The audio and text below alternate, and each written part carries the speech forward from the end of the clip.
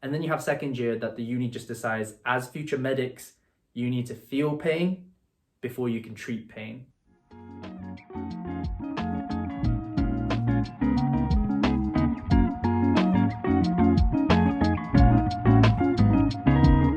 Hi guys, welcome back to my channel. If you're new here, my name is Ujao. I'm a third year medical student at the University of Cambridge, and today I'm just going to be talking about my second year experiences here. I've done a similar video like this about my first year, so if you want to go check that out, that'll be in the description below. I've separated this video into 4 sections: academics and workload, social life, uni football, which became a huge part of my life last year, and the online Easter term. So in our first year, we're shown this graph that shows the relative difficulty of each of the years in the Cambridge medical course. So if A levels was about here in difficulty, first year would be about here. Bit of a big jump in terms of the difficulty of concepts that you learn and the amount of memorization that's expected of you, but it's definitely doable. Third year is in between A levels and first year. It's known as the chill year in your medical course because you intercalate in a subject of your choosing. So for example, I'm intercalating in psychology, neuro and behavior. And then you have second year that the uni just decides, as future medics, you need to feel pain before you can treat pain. Like the relative difficulty would be like here. The workload jumps significantly in terms of the content that you're expected to learn and the contact time that comes with it. For reference, this is a screenshot from one of my weeks at Cambridge last year. So obviously everything on the schedule isn't to do with academics, but with lectures, labs, supervisions, and revision on top of that, my weeks were very packed. We were also set about 4 essays a week, one for each module that we were doing at the time. And all of this together just made second year quite difficult to deal with. I don't think I was ever on top of work last year. Like I was always trying to catch up on lectures, stressing about deadlines, and I don't know, it was just a year where I was trying my best to keep my head above water. That being said, you do learn a lot of things in first year that help you deal with second year stress. You learn to organize your time a lot better so you can hit the ground running. You learn a bit more about how you learn as a person, so that really helps as well. And this is more of a personal thing, but I personally found the content in second year to be a lot more interesting than first year. The modules you do are BOD, which is pathology, NHB, which is neuro and behavior, HNA, which is head and neck anatomy, HR, which is human reproduction, and MODA, which is pharmacology. So if I were to rank these modules, I'd kind of put them in this sort of order. I enjoyed neuro the best just because it was really interesting to learn about different brain regions and what happened when one brain region was damaged, which is why I decided to intercalate in P and B this year. At the very bottom of the list, we have pharmacology because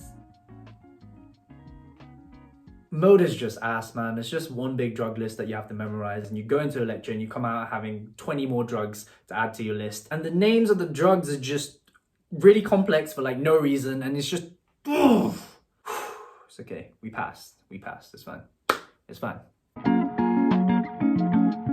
So when you're a fresher and you talk to an older medic, they will describe second year to be like hell. And don't get me wrong, it is quite bad in terms of the workload. But what I was pleasantly surprised about was the fact that my social life didn't take too much of a hit. So I was still going out like twice a week on socials with football and like just with friends and stuff like that. I was also doing a lot of sports and societies for my college, and I think I said this in my last video, but I really do like the way that the college system facilitates an environment where you can just go about doing these extra things without much stress or commitment. Like last year I was doing college football, basketball and netball like all once a week, as well as uni football, which was like 3 times a week.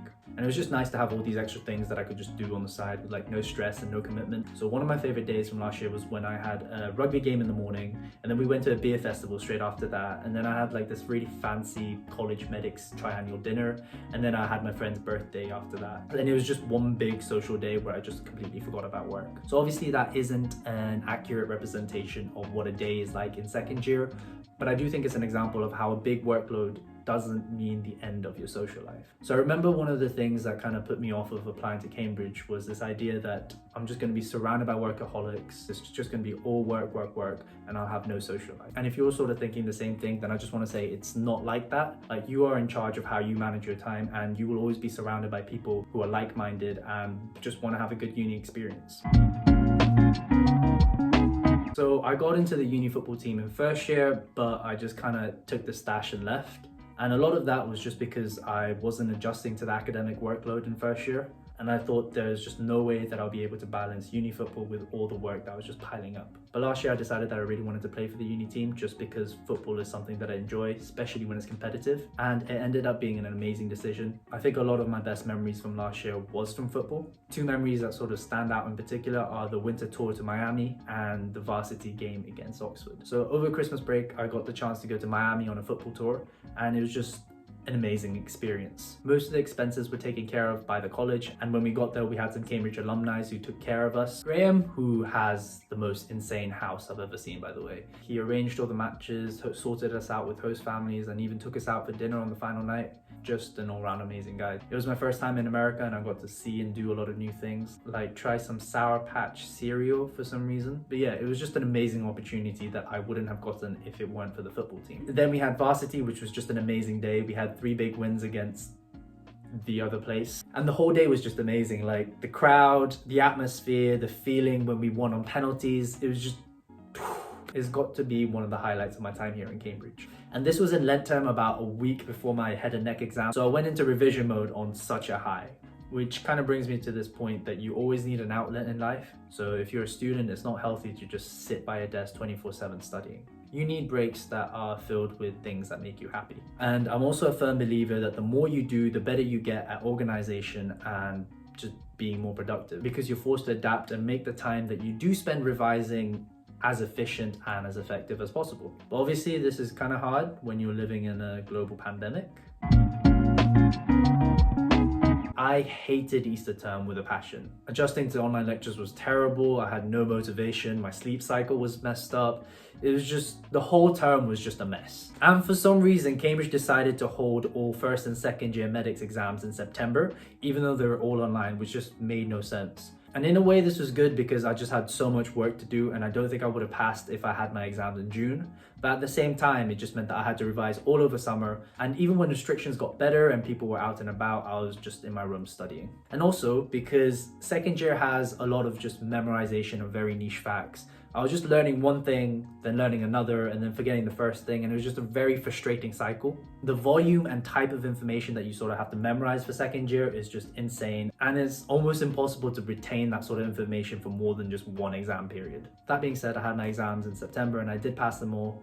Some of them were very close to the boundary, but like, also there were no first, 2-1s, 2-2s for this year, so like, I'm really not that fussed. So if I were to reflect on this year, I'd say that despite the ridiculous amount of workload and everything in the world sort of just falling to chaos, there were some good memories in there. And as cliche as it sounds, I feel like it was a good year for self-growth, and I did learn quite a bit about myself. So if COVID wants to leave now, like, character development's done, new year, new me,